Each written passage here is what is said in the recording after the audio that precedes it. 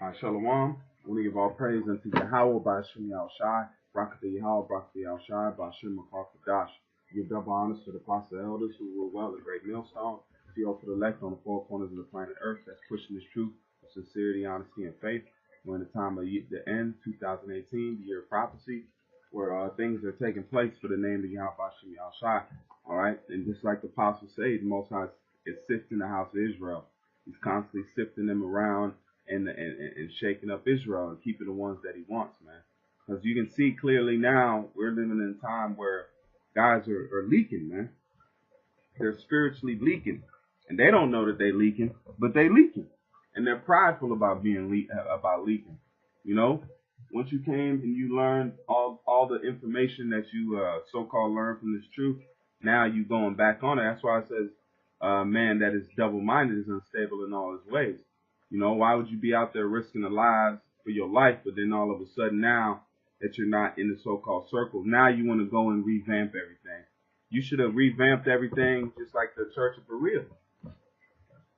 All right? They looked up everything. You can't just, go with the flow, but then all of a sudden when you kicked out, now you want to research everything because you feel a type of way. You know, you should have done that research and that's why you said you must count the cost, man. All right? You got to count the cost, and that involves everything when you were doing it. You know, you gave double honors, you did this and that, and then all of a sudden now you want to kind of renege on it. But that's all. That's how it's set up to be. This says offenses must come. But I just want to go into this fact that now is this guy you see on the screen, the ITR guys. They're talking about the UFOs and the clouds aren't in the scriptures. He said, some metal object. Let me see. It should be popped up somewhere around here. Read. Let's go. Where we at? All right, this is Ezekiel 32 and 7. Where we at? Ezekiel 32 and 7. I don't get what you're saying. No, why are you hearing it? Oh, what? It's not for you. Go ahead. This is Jeremiah 4. This is Jeremiah chapter 4, verse 13. Behold, he shall come up as clouds. Come up as what? Clouds. Clouds. Not spaceships. Clouds.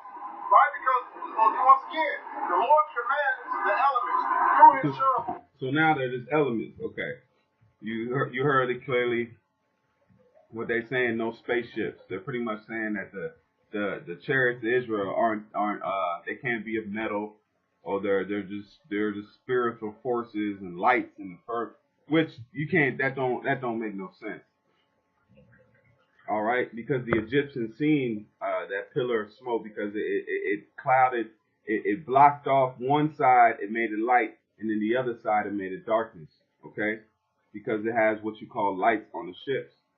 At that time, the prophets they didn't have all the cards, as it may say.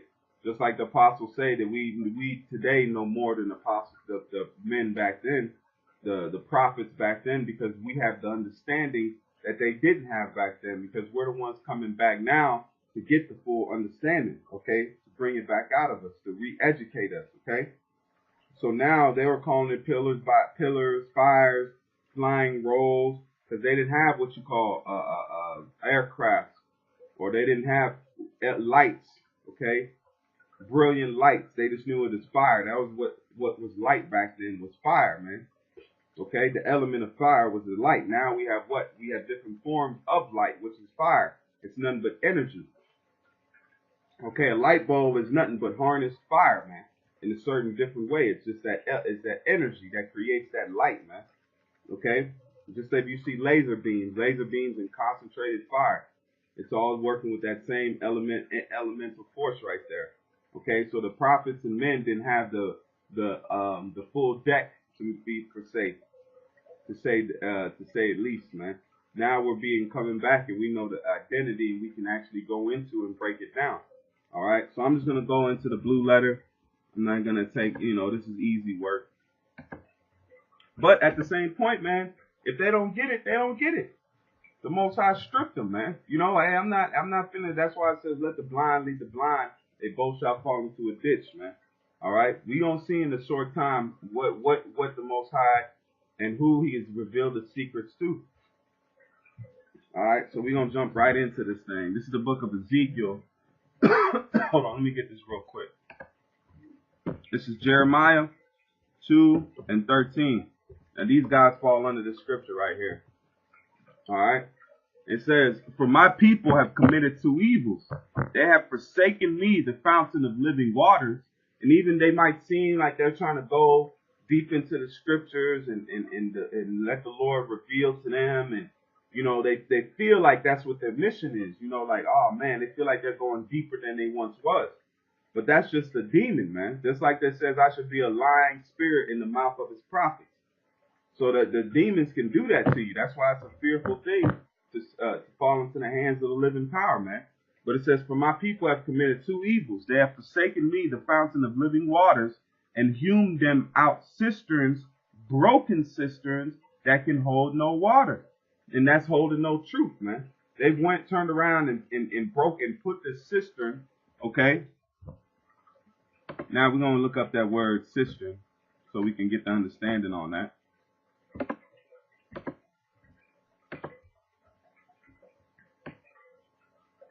It's a well, you know, cistern, well, pit, okay? Because now that well, that fountain of living water is leaking, man. It can't hold no water. It can't hold no moisture. It's dry.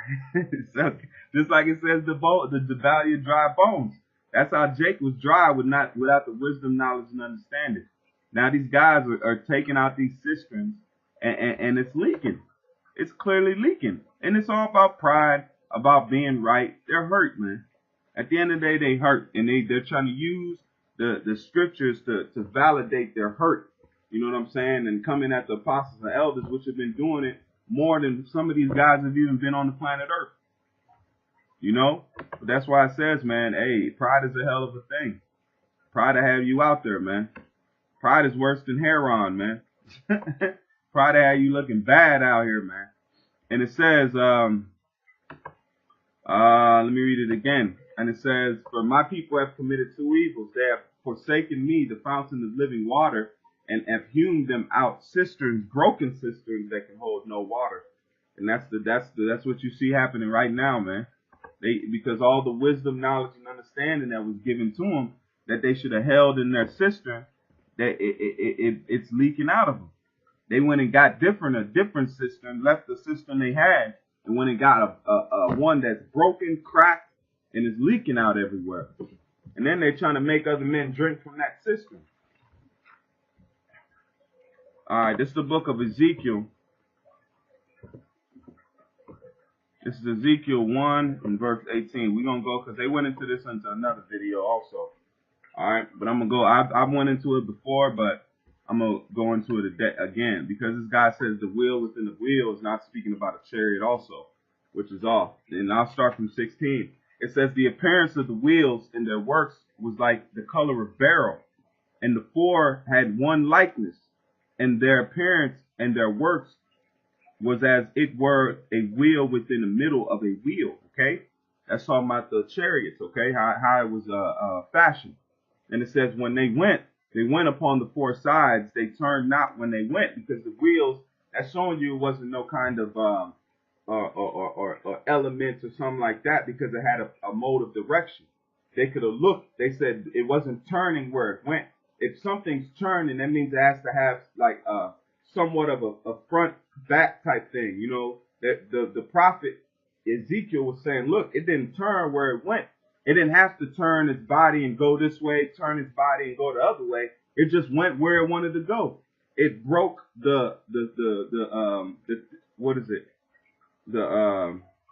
it broke conventional movements. Just like even when the Air Force sees the chariots today, they say they don't follow the laws of physics. They go wherever they want to. They stop on a dime. They can accelerate with no kind of drag and go 0 to 100 real quick. And literally, you know, I'm just saying it for a point where it can accelerate at a fast rate. Okay. And it says, "And when they went on the four sides, they turned not when they went.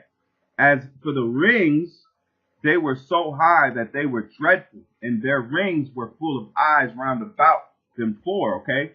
And then let's go into the words. All right. The first words I'm going to go, let's look at the word eyes.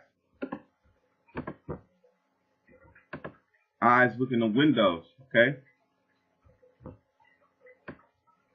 Eyes, physical eyes, as showing material qualities, mental qualities of mental and spiritual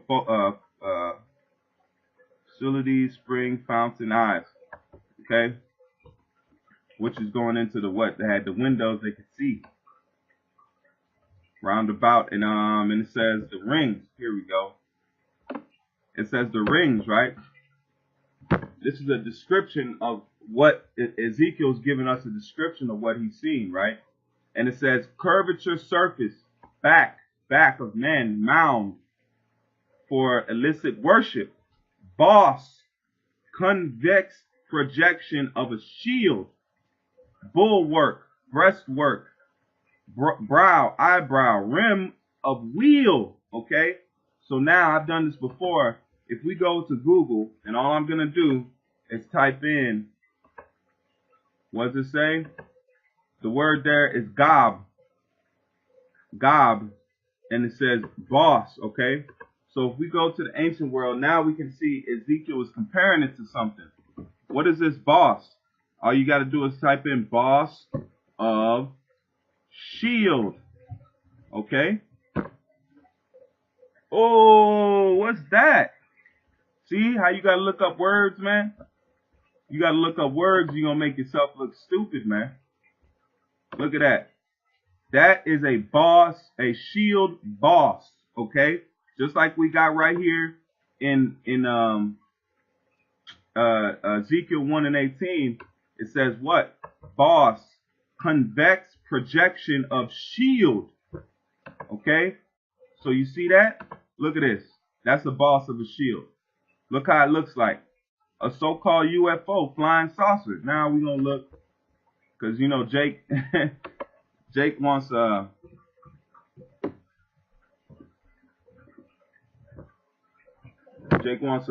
you say, visual. Look how these flying saucers look. You see that? Not saying these are it, okay? I'm just giving you an example. See this one?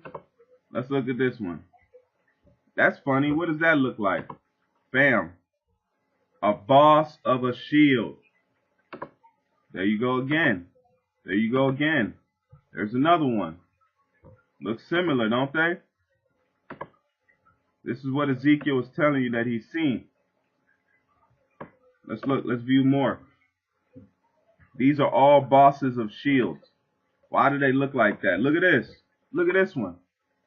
What does it look like? A modern day flying saucer, man. Made out of metal. Why was Ezekiel comparing it to metal? Why was he saying a boss of a shield? Because it had that shimmering look to it. You see why Jake gotta research, man. Jake gotta look the words up. Because you're gonna find yourself, look. Flying saucer. That's what you see. All these are bosses of a shield. We're just gonna go look. We're just gonna go down and look. All of them is still looking more and more like chariots. Look at this one. Because you put this at the tip of your shield, okay? At the front of your shield, you put it right here in this region right here. Right here, you see this little gold piece? That's the boss of the shield. Okay? Look at this one. Look at these. These look exactly like this chariot right here.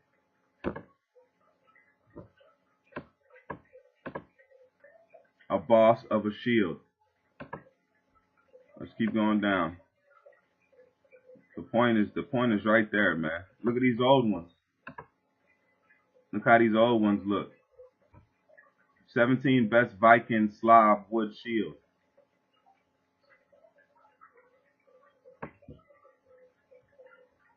Okay? So a boss of shield. That's what Ezekiel was looking at. That's why he described it as that. Okay, let's look at, and then real quick,